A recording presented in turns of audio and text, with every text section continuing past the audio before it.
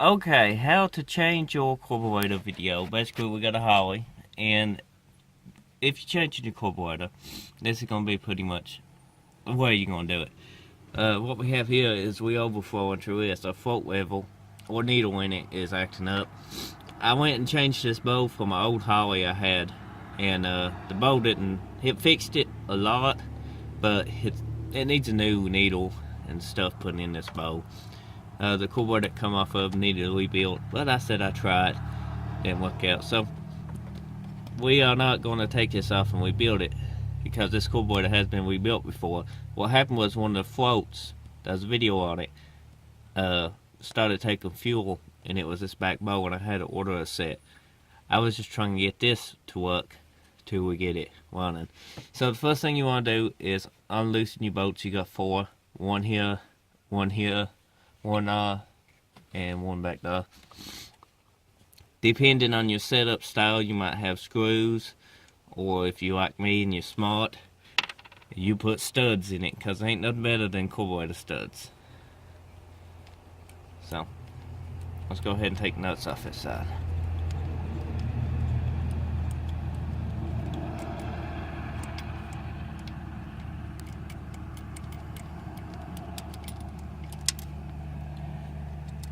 That's both of those. Next, you can take your spring off.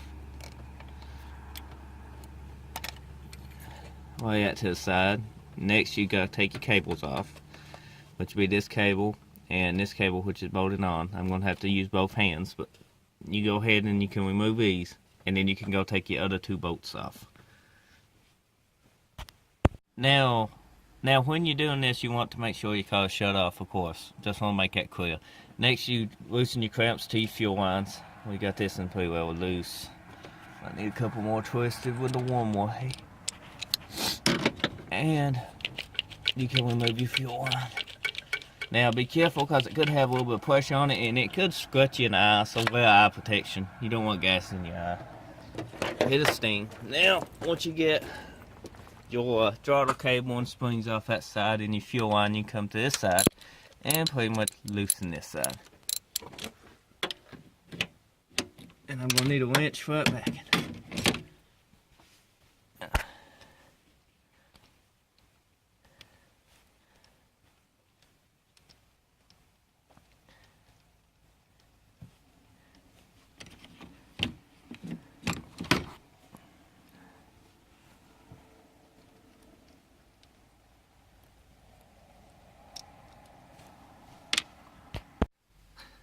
Okay guys, once you get that, you want to go ahead and disconnect all your vacuum hoses. You can do this before you remove your hoses, or you can wait. Mine's on carburetor studs, so it don't move around.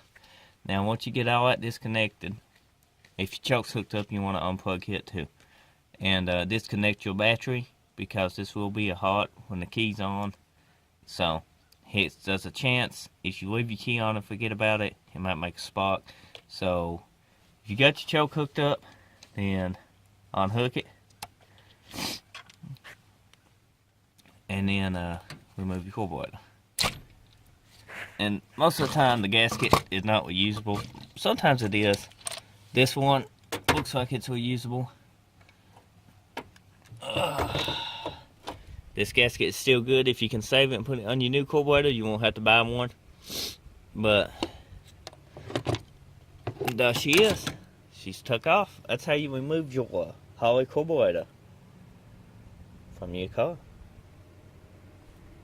This carburetor we're going to be replacing it with. It needs sprayed off with some brake clean, but we're just going to try it. It has been set for a couple months, but it was pretty much almost brand new when we took it off. It's just set under a shed, and got pretty much, you know how a shed is, dusty and dirt on it, all that good stuff. So we're going to pretty much install it and see how it does.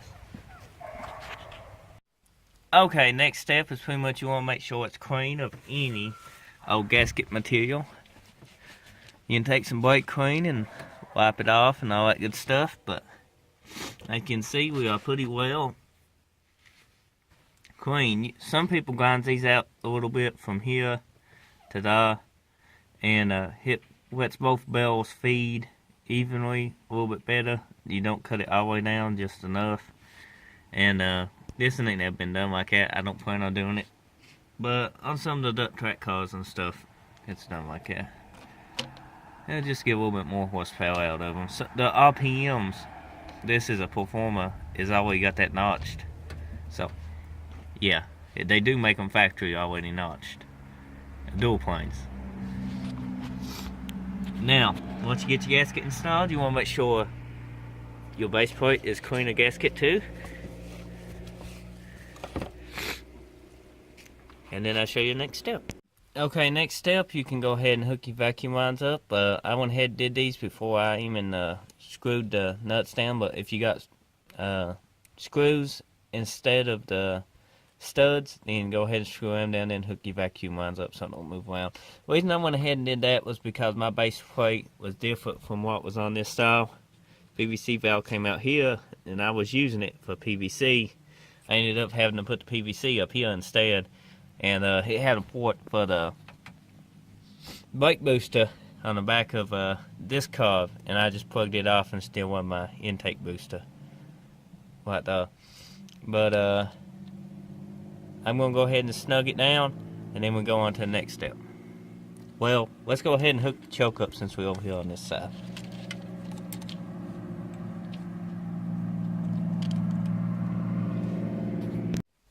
Okay, basically what you got is your Holley. You want to bolt it all down, transfer all your old cable and brackets, feed cables, over to your new Holley you just installed. Hook your throttle spring up, hook your fuel line up, tighten it up, and then crank the car over, and do not pump the gas.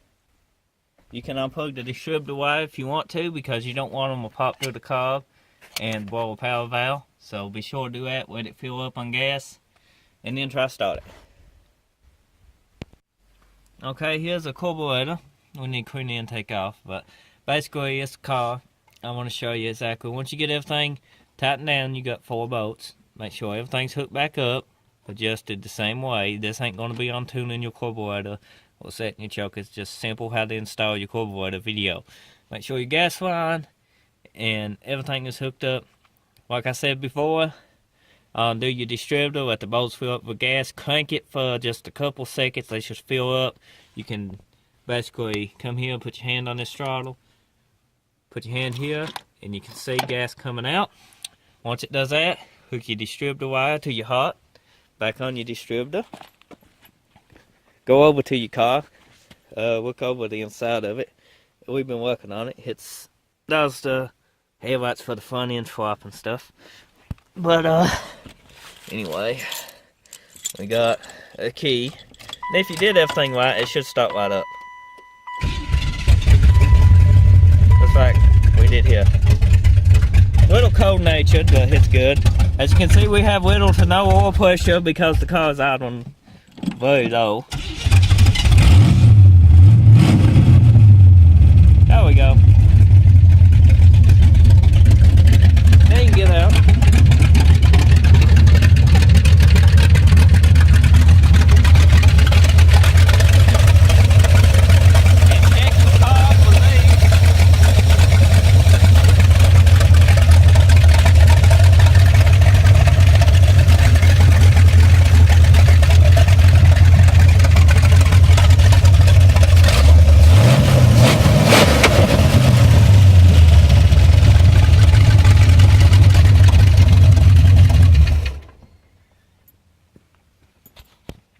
Okay guys, this ain't the same carburetor that was installed because I test run it and it didn't run. I ended up putting another one we took back on it. It had a flooding issue because one of the back bowls was acting up and it's puking gas out here.